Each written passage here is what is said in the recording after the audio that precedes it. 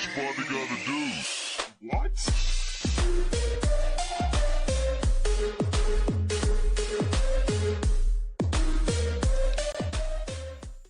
Yo, it's your boy, Japanese Tutor, back at it again with another Bishop Endgames. We're doing, again, the same color Bishop Endgames, so the one as the last video, with a twist. Now we're going over a different concept. Thank you guys so much. You guys are amazing. You keep like subscribing and liking. I love it. I love it. All right. All right. Take care, Ultra Player. So this is the bad bishop, and we're following Mark Dvoretsky's endgame manual. And he says a vital principle of chess strategy, which is certainly applicable in more places than the endgame, requires us not to place our own pawns on the same color squares as our own bishop. We all know this. If we have a bishop, a light square bishop, just don't put your pawns on light squares. That way your bishop can go wherever they want. In the first place, pawns that are fixed on the same color square as the bishop limits its mobility. That's why we call such a bishop bad. In the second place, a bad bishop is unable to attack the enemy pawns, which are usually placed on the opposite color squares, which dooms its passive defense to his own pawns. Alright? And third, since both pawns and bishops control only one color of squares, there will be holes in between those squares that the enemy pieces will occupy. Alright, so we're going to go over this, and this is a subsection called fixing pawns. Wow, thank you Night House for subscribing to the YouTube. And here you go, if you need the YouTube link. Bam. All right, and so let's just take a second here and kind of analyze what's happening here. Okay, the bishop is here, and the bishop, we have these bishops on this pawn light squares. These pawns are over here, but these pawns are mobile, so these are okay. So what's the, oops, not like that, not like that. That was not the move. Let's go over here. So what's the first move that I would make? Okay, so just knowing the Dvoretsky concepts, remember we learned in a few lessons ago about reserved tempos and how we should kind of fix squares sometimes. And that only applied really in pawn endgames, but I think it can apply in bishop endgames or same color bishop endgames. I think this is the right move, kind of blocking this, and then we fixated these pawns so we can now attack. Okay, what do you guys think in chat? Yeah, fix the title, Jack. Thank you. Okay, so he plays h4. The experienced player makes such moves, fixing the enemy pawns on the same color squares as his bishop without thinking. Oh yeah, I did that without thinking. I was just like, my bishop is light. I gotta fix this. His bishop is light. I gotta fix his pawns on the same square. Easy. White has a great positional advantage. After the necessary preparations, he will create an outside pass pawn on the queen side, which will divert the enemy forces, allowing white to fall upon the king side pawns. Bishop d7. Bishop f1. I like it, going to this diagonal. And also staying flexible, because let's say they go to here or here, we can start playing on the queen side. a5. Trying to fix our pawns. I don't think so. Bishop g2. Attacking. And bishop c6. Okay. Bishop h3. Now that this bishop does not control the file anymore, we're going to take it. Maybe this is an idea. Wow. The bishop aims for d7, where it will support the queenside pawn advance, while at the same time be ready to attack the pawn at g6. For example, if bishop a8, bishop d7, bishop b7, b4, AB, AB, bishop a8, c5, b, c, c. King d5, bishop e8, and that's all she wrote. Bishop e8, g5,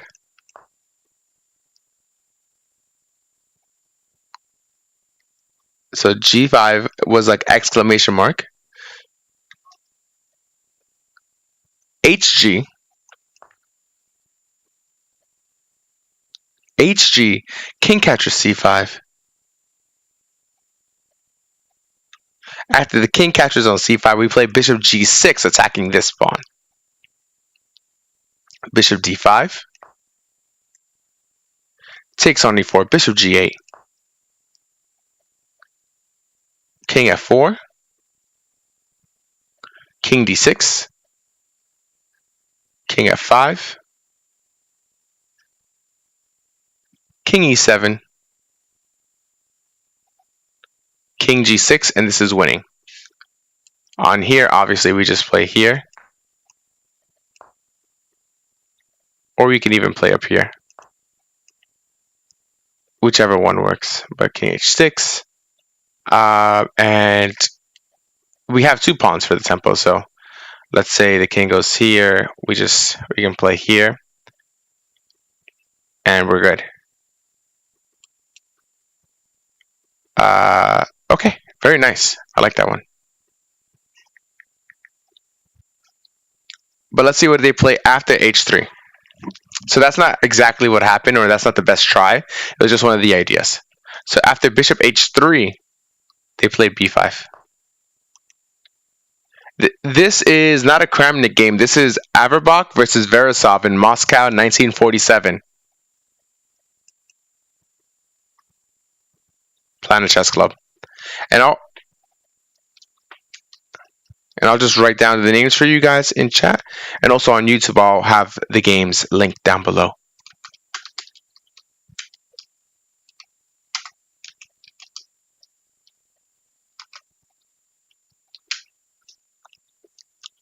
So, b5. And after b5, c captures. My bishop wants to go to b7. Yeah, so bam. Bishop c6, b4, ab, bishop b5, bishop b7, g5. They say that on bishop d3, bishop c6, and my bishop is coming here, and that's really strong. Okay.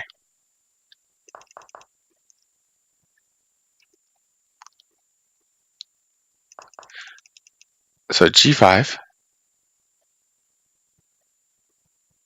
bishop captures e4,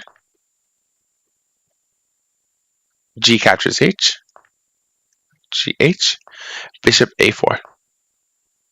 They say that bishop e8 loses because of bishop f3, bishop f5,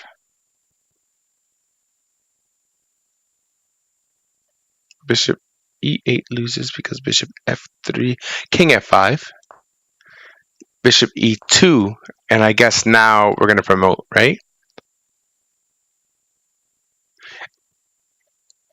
Okay, and they said that you shouldn't play, after this, you should not play this because of this and then this.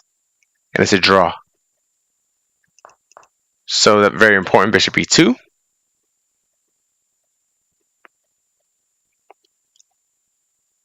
And after bishop e2, king e5,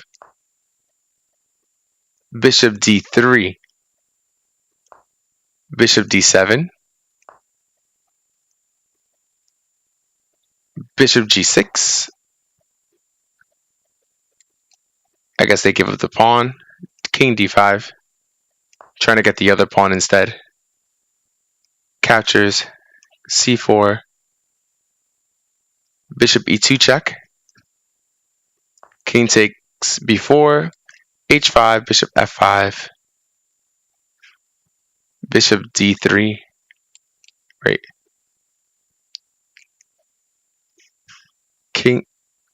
Bishop G6, Bishop captures H5, C4, Bishop E2, and the king captures B4, H5, Bishop F5. But anyways, this is winning. H6 wins, everything wins. Okay, that's not what they played because they said it was easy. They said this was the easier way to win. But on G5, Bishop A4, and we're on the 12th move. Here we go. Yeah, Bishop D7. Forgets the bishop a second. When you have 3-on-2 like this, how do you know which of your white pawns to push? You just have to kind of maneuver and make the other bishop overwork. So try to make your king as flexible as possible. Try to make your bishop as flexible as possible. That way they have to kind of go to one side. Oh, thank you for hosting, Planet Chess Club. So now you have to force your bishop to one side, or you have to force their bishop and king to defend one side, and then you can go on the other side. Usually the person who is attacking can win same color Bishop Endgames. It's very instructive as well. I think that's one of the best endgames to get into. So Bishop A4, Bishop G6.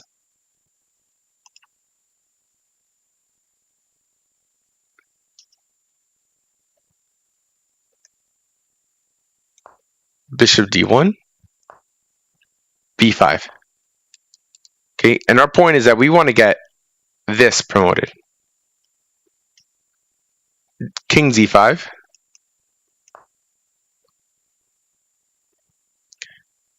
Bishop, King F4.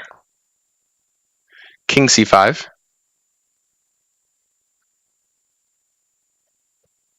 King G5. Bishop E2. They're saying that if king captures on B5 instead, you have bishop captures Bishop C2, Bishop E8 check, King C5, H5, King D6, King F6. Oh, and I see now the reason that we played this check is so that the king cannot come and shoulder us. Do you guys see that? That's such a smart move. Wait. So the reason okay. So after takes, after takes, we play takes. They're obviously going to move the bishop because if they take, we're going to win. Takes, move the king away, maybe move the king away, and then we promote. Right? But if here, then we check. They're moving here. And on this, we play here so they can't shoulder us. Whoa. That's some high level stuff. That is beautiful. That is technique right there. Forcing the king to do something. Or maybe even getting the king to G7 without giving them the tempo to come over and get closer. Wow. Okay. So Bishop E2. And let's go back. So they played instead Bishop E2. And Bishop E8. And they said that, okay, we know this endgame already. We already played it. Before taking the pawn, it is important to drive the black king back to B6 as far as possible from the king side. The hasty bishop captures H5,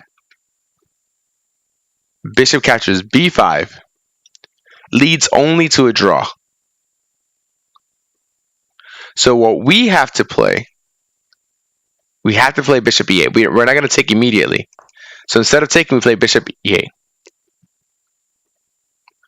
King B6. And only then we take.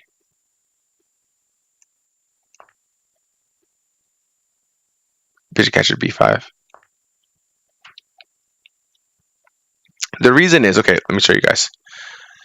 Okay, so you can only stay, The reason the king has to move is that you can only protect this or attack this, but you can't stay on both diagonals. So basically, this is a zugzwang. That's the reason that we played bishop e8. We're both protecting and attacking. Obviously, if he takes with the bishop, we're going to take with the bishop, and we're going to win. Right? We're going to take with the bishop, king takes, and then I get out of the way and I push the pawn and I get a queen. Conversely, if now the king moves, now perfect. Now we take, because if bishop takes now the king is one step away. Hopefully everybody understands that. And thank you so much for the follow. I really appreciate it. Isn't it so he can push the pawn? I guess that's the point of the ending anyways. Yeah. The italics. Yo, Gary, if you can come up with a better title, let me know.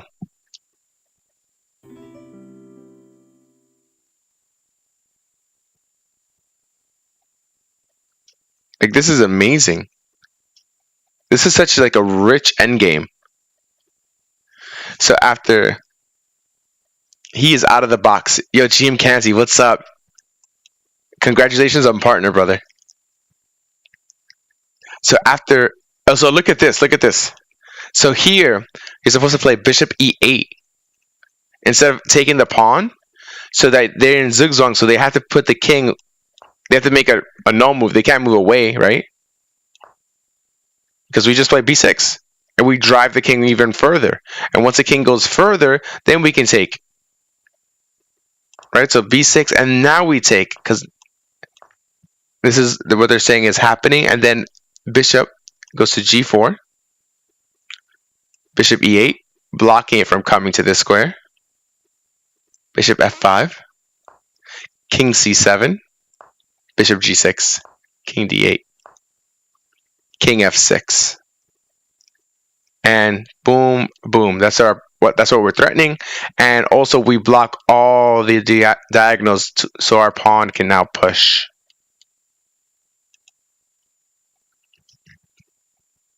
That's insane. I would have looked at this position. I would have said, "Whoa, it looks like a draw.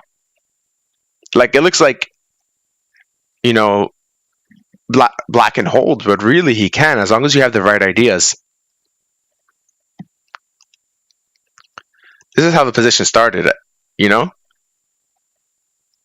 And just from having this pawn here, not letting him move it, and then creating some play over here so that we can come back over here, the rule of two weaknesses. Now, we're winning. You know? So, okay. So now we're going to go into a different position. And this position is actually called, the subtitle of this is Zugzwang.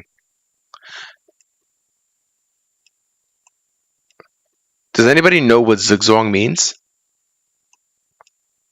And I'll define it very shortly after the chat tells us.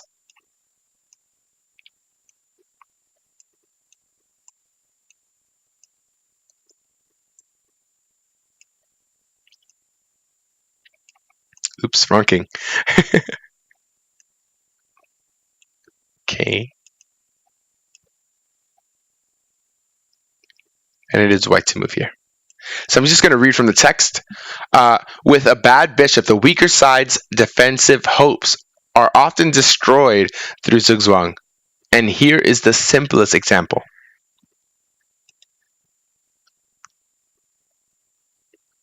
Ultra players here. Jack is in here. Z Nation Chess is in here. Welcome, guys.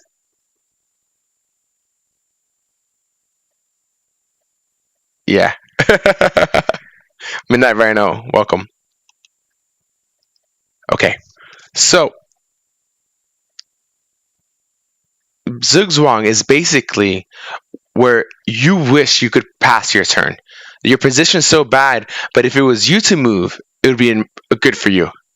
But unfortunately, in chess, we can't pass our turn, and you have to make the move that's available to you. So here, I'm going to read from the text. The correspondence between the f3 and the f7 squares are obvious. f3, and f7. To win, it is necessary only to give black the move. If you like, you can also find other pairs of corresponding squares. For example, f1 and the b3 squares also correspond to f7. So bishop e2, bishop e8. So that means if I go to the corresponding square, the bishop has to be here or they lose. Let's say if bishop g6, oops, sorry. So bishop e2, bishop g6, then bishop d3, bishop h7, because they have to protect the pawn and they can't let the king come inside, right? Bishop f1,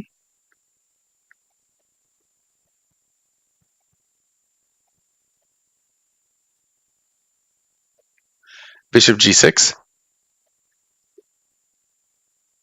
Wow, bishop g6, bishop g2, bishop f7, and now bishop f3.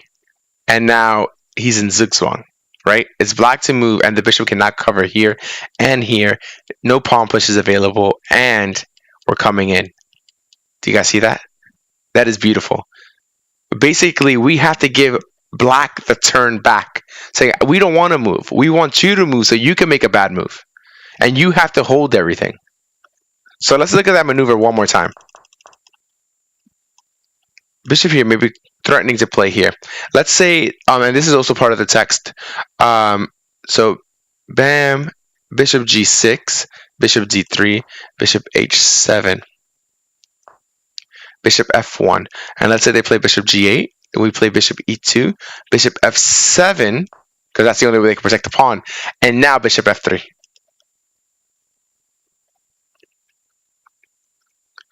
Bishop g2, bishop f1, bishop e2, bishop f3. Yeah. So we want a situation in which the obligation to make a move is one's turn is serious and also decisive disadvantage. Yeah. Exactly. Exactly, GM Canty. But first, bishop e2 first. Bishop e2. And then you play d3 and come back around.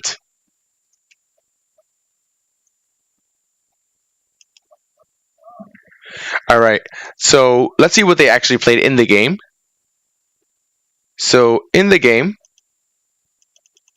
so it's white to move here. So bishop b2, bishop e8, bishop d3, bishop g6. And they're saying that if bishop d7, hitting this pawn, if bishop d7, then bishop c2, you have to stay on this line. You have to stay on this pawn, right? And you can't go back. You can't give me any king moves. So let's say you have to play here. Then I would play here. I'm attacking this pawn. Hello. And now we got back to the same move. You can't protect both pawns. One has got to go. Okay, so just another example of how they can enter. So bishop e2, bishop e8, bishop d3, bishop g6, bishop c2, bishop h7. Wait, hold on. Did I make a mistake? Let me just make sure. Bishop b2, bishop e8, bishop d3, bishop g6. I'm sorry, bishop c2 here. Bishop h7. Bishop b3. Oh, that's so smart. Attacking it from here instead of attacking this pawn, forcing the reply. So they have to play, let's see, bishop g8 and then bishop d1, attacking this here, and now we're giving back the move. Bishop f3. Genius. And they said this is the simple example. So now we're going to look at a more complex endgame, right? And he says considerably more complex. So it's kind of interesting. When we have all the pawns locked up, we can try to do that maneuver. Usually I thought, zigzag or giving a turn only existed in king endgames, but they also apply in bishop endgames as well. I thought they applied in king and pawn endgames. Sorry, but they also apply in same color bishop endgames. So that was very nice actually.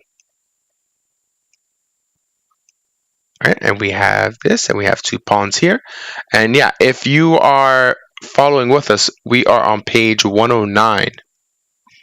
We're on page 109 of the Endgame manual.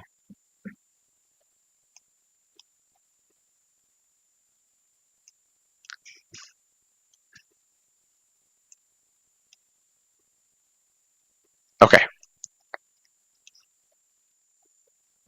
So it does look a little harder. Okay, and so it is white to move. And what do we have to attack? I guess you don't want to allow this king to get in, but he does have some reserve tempo over here.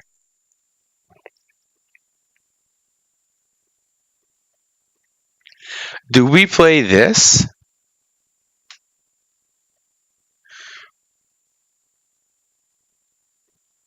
Bishop here.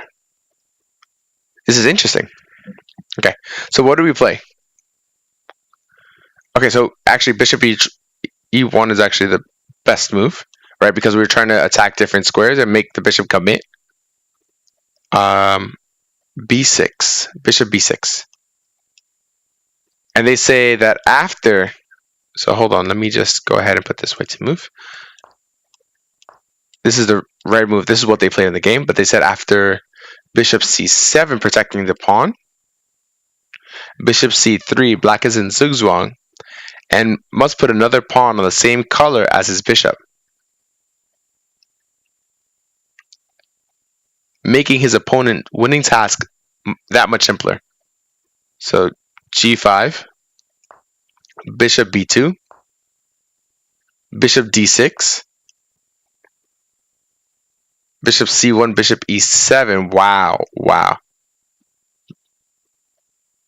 Bishop e3, make him commit. I guess this square and this square correspond. Bishop f6, bishop c5, bishop d8, bishop a3, and bishop b6. Bishop b2, holding this. Bishop c7, bishop c3. Right? And these two also correspond. Very nice. And now you have to give way. I'm coming in either way. Okay, so that's how it would have ended if they played bishop c7 instead. Okay, but here they played bishop e1, bishop e6, and then bishop h4, exclamation point. Bishop e3, and he says the c7 square turns out to correspond not just to the c3 square, but also to g3, because I guess you're also hitting this. So if bishop c7, they can just play bishop g3. So let's go through this. So let's say you played bishop h4, bishop c7, and you can now play bishop g3. You guys see that? Wow.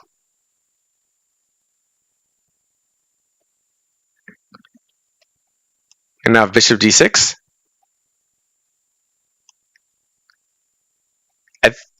This is the way he wanted to play it. And then bishop c3. And now something has to give. And then he has to push this pawn. And now we can do the same thing over and over again that we just did. Nice. Okay, so bishop e1, bishop here, bishop h4, bishop e3, bishop d3, bishop d4. They say that after bishop f4, bishop e1, black must defend the a5 pawn with his king and allow the enemy king to enter. This bodes nothing good for black.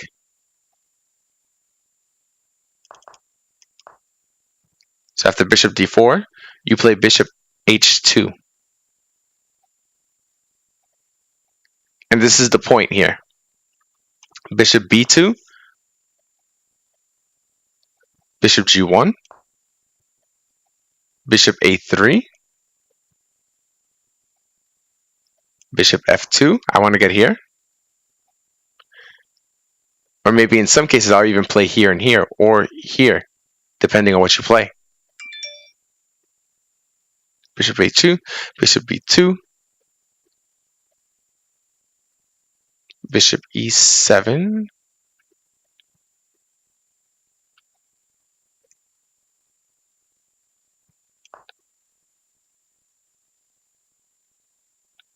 bishop g3,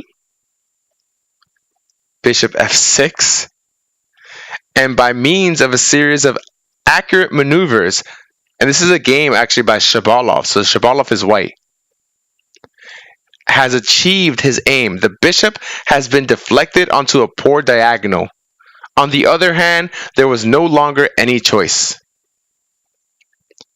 Bishop h2, you have to defend that with the king, or just keep your pieces there.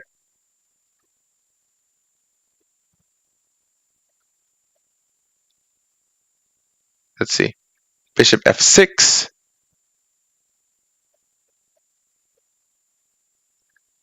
Wow. And now after bishop h2, bishop. This is some rough stuff. This is some rough stuff. Now we do that again and then force them to play g5. And then we do that again. And then we win. So white breaks the rule by moving a pawn into the square of the same color as his own bishop. So bishop g7.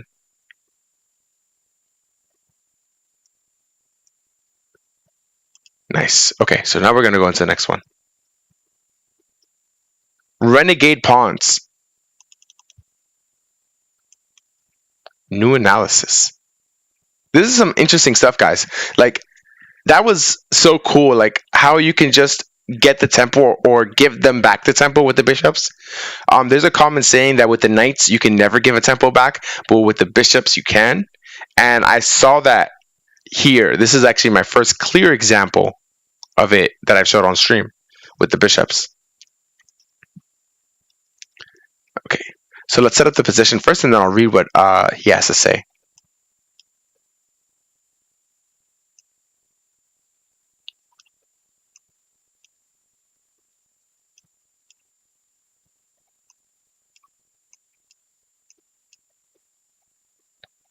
Shabalov always has great end games, so if anybody wants to see his games, I recommend that you like really pay attention to his end game maneuvers and techniques.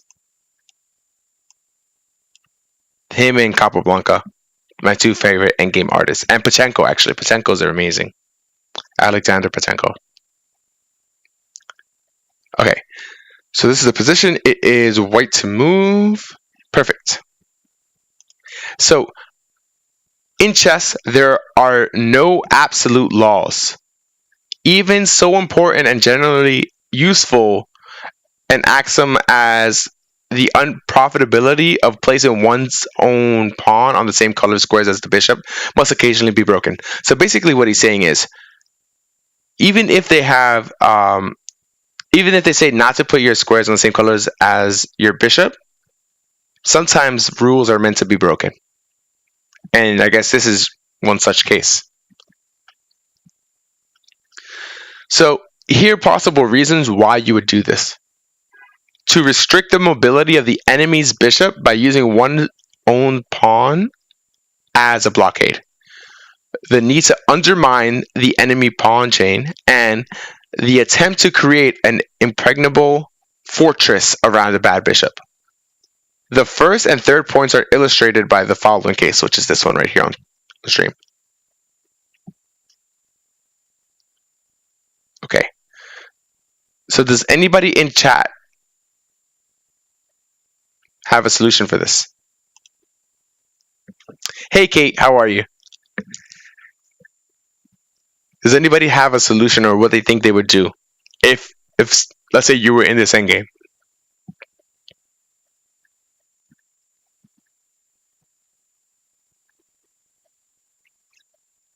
Okay, F5. You all right? Awesome. And I'll put on some music for you guys. And I'll give you till the time that the music ends to go ahead and finish this. And for those of you watching on YouTube, it's going to be about a minute long. So if you don't want to wait or you don't want that thinking time, you can go ahead and skip about a minute ahead.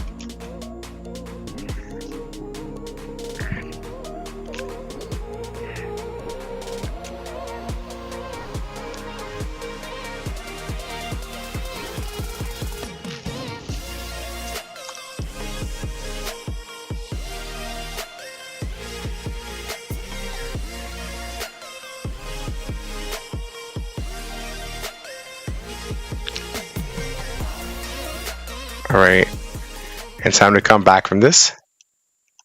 Great. So I see in the chat that we have F5. We also have King D4. Actually, the first thing that came to my mind was King D4. So I probably would have played that over the board. King D4. If I had no time and I wanted to play a move that looked good. F5 seems reasonable, kicking the bishop off. But I guess now the bishop can get kind of active on this line. Probably King D4 was my first bet. And then here, this is not such an effective square, so maybe here I'm fighting for that square. Okay. Any other answers? And we'll start. No. Okay, so they say that A4 is the move. And G5. They said that Bishop D7 is a little bit more stubborn. And they actually give A4, G5, and they say King D4 is a mistake here.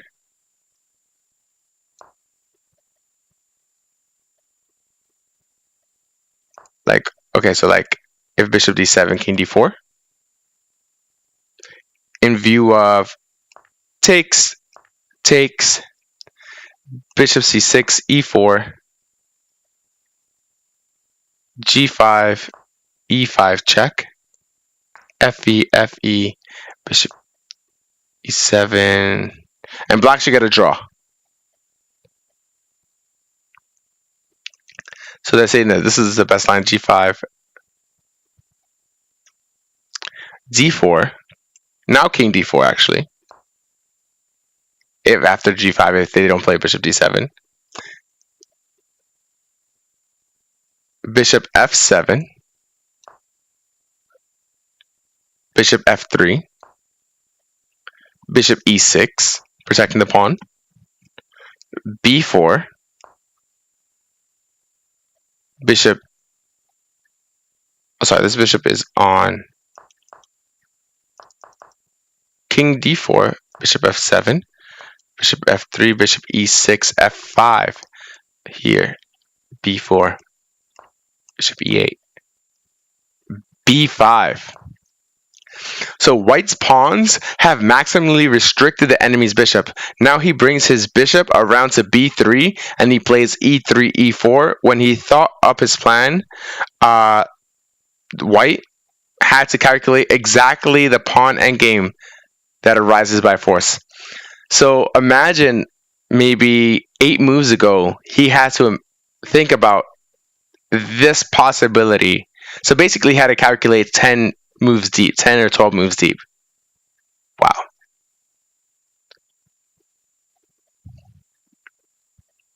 So he has bishop f7, bishop d1, bishop g8, bishop e3, bishop f7, e4, bishop g8, bishop a2. Why bishop a2? Does he want the bishop here? Okay, so let's see what's happening. Bishop f7. Bishop captures, bishop captures, captures.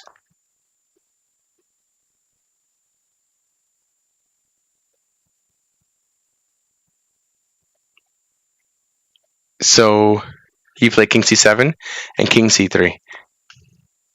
Actually, I was thinking about this in my head. Because if they play back here, so this is no good because now we just play king c4 and we can play here. We can play for the win on this side as well. So like let's say king e5, whatever, we can just play a5. King here, boom, boom. B captures a5, king c5. If they try to play a4, then we can play d6, and they can't go. They can never go back because of my and his own pawn, right? d7. So let's say a3, d7, queen, queen.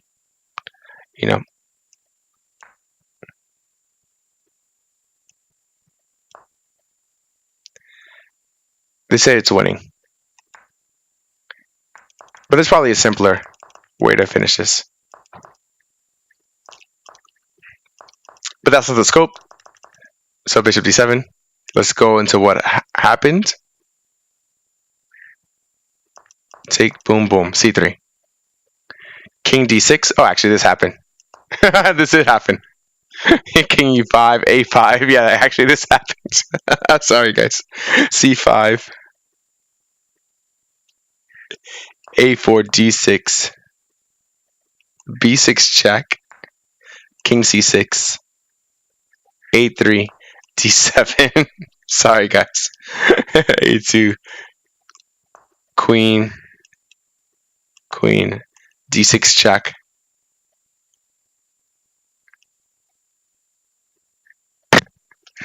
That's kind of hilarious. King e4, king captures b6, and he was able to win from here. Then we run out of time, blunder, and it's over. Exactly. It's almost cooler that Jax is looking along with the book. To me, it would be a whole different level. Yeah, you should get the book. The book is amazing. And I don't know how people do it, but I think there's a widget where I can recommend books, so I'll get that for you guys. Then we run out of time and blunder.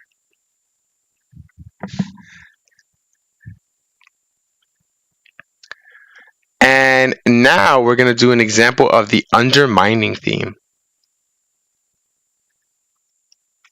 So let's go into another example. Bam.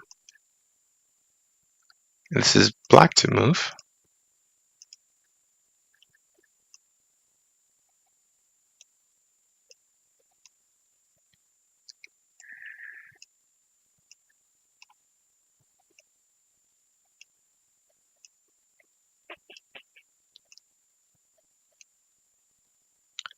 So we have pawn, pawn, pawn, pawn, and pawn, pawn, pawn, pawn. Okay, so it's black to move. So it said, let's evaluate what happened in the game first, and then let's go into the other. So We'll flip it around. So what happened in the game was g6. King e2. Ooh, wait, sorry. I have to give this guy a bishop. Oops. Sorry, guys. I have to give this guy a bishop. He didn't have a bishop. I thought I put it there, actually, but it's okay.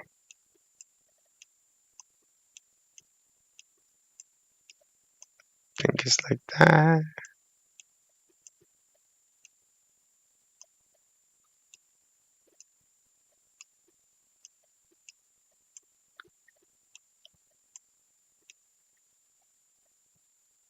Okay.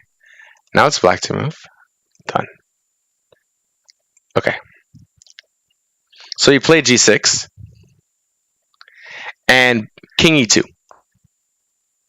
The bishop can't retreat owing to bishop e1. So they're saying that I can't go here because of bishop e1. Right? So g6, king goes back. Bishop c5. I guess trading off and trying to come over here. Or over here. He has to choose which one to give. And we can also solidify this pawn. We also have a reserve tempo. Bishop captures c5. Wow. And this is Snezhnikov versus Kasparov. Kasparov has the black pieces. Snezhnikov has the white pieces. King captures c5, king d3, king b4, king c2, king a3, king here. We know this example actually from our pawn endgames. This is called I think widening the beachhead or something like that. Yeah, he says it. Ooh, genius. Wow. Thank you so much for the follow. I really appreciate that. Are there settings for move out to make it less aggressive? Oh yeah, there are.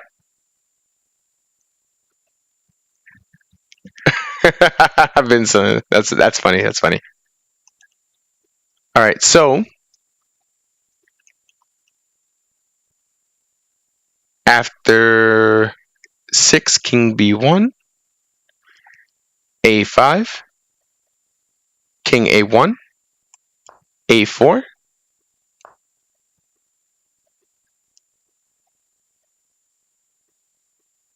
b captures a, king captures a, king b1, b3, and white resigned. Really? Wait. Oh, he played b4 first. Bam. I went ahead of myself. Boom, boom. King captures king b1, king a3. Sorry, guys. I was like, what? Why did he resign? King a1, b4, king b1, now b3. And if he takes, now we have opposition, right? And if he doesn't take, say he plays here. And he has to give me one of the pawns. He has to give me another one of the pawns.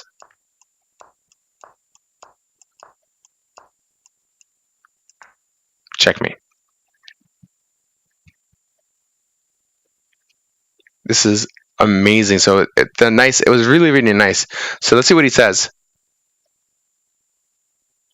He's saying that white could have drawn by avoiding the exchange of bishops, but black was the first to err here. He's the first to make the mistake. The natural move g6 was a mistake. The pawn should have been left on g7, and I'll show you the position.